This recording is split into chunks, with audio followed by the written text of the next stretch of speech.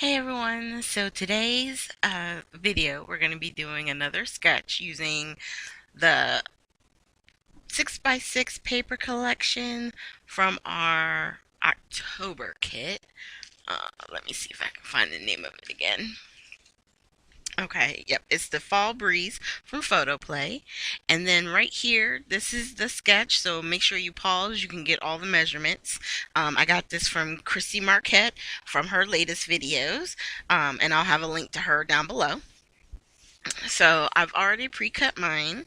Um, and all I'm doing here is getting everything set up, making sure all my pages are nice and clean.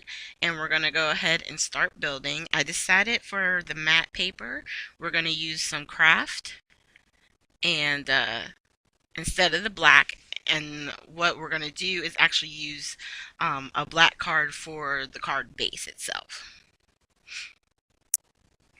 And we're just going to attach that. And actually at this point you can see exactly why I used the wet glue, because I was off by a lot in putting this down initially. So I was able to pull it right back up and get it readjusted before anything, it stuck to where it was going to rip anything. Because that has happened to me before too. And it's not fun. So now we're going to attach to our card base our matte page. Now on top, this piece I want to say was 1.5.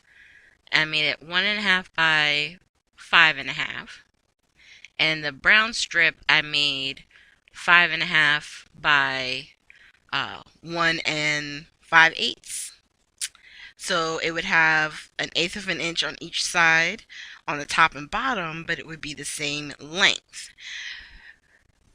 So that way the edge of the paper right there would actually go to the edge of the pattern paper that's already on our kit or our card base. Now, once that's attached, we're going to go ahead and do the same thing with this piece. And we're just attaching it. And the measurements that you see on the actual sketch in the beginning, if you go back to that, just add 1/8 of an inch to it. So the square, let's say I think it was 3 5/8 by 3 5/8, then I would just make the mat 3 1/4 by 3 1/4. So it would be 1/8 of an inch bigger.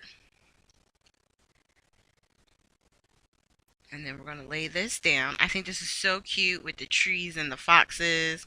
It's just super cute. Now, I didn't have anything that was round for my sentiment. So I found one of these little die cut pieces in, I think it was a Kaiser Craft paper collection. And it just says, for someone very special. And I'm just putting some of the fun foam behind it. So that way it gives it a little bit of dimension. Oop. It wasn't dry yet. And then after it sits, I'm going to show you right here. I just got this new Shimmerings Goldilocks spray. And it's really nice. It's a very soft gold sheen that it creates on the card. And on this one, in person, you could see it a lot better because it really did match that golden color that was in the photo itself. So here we have close-ups of both of the cards. And I like this one because it can be good for all year round. I could see Valentine's Day cards with this. I could definitely see some Christmas cards with this pattern.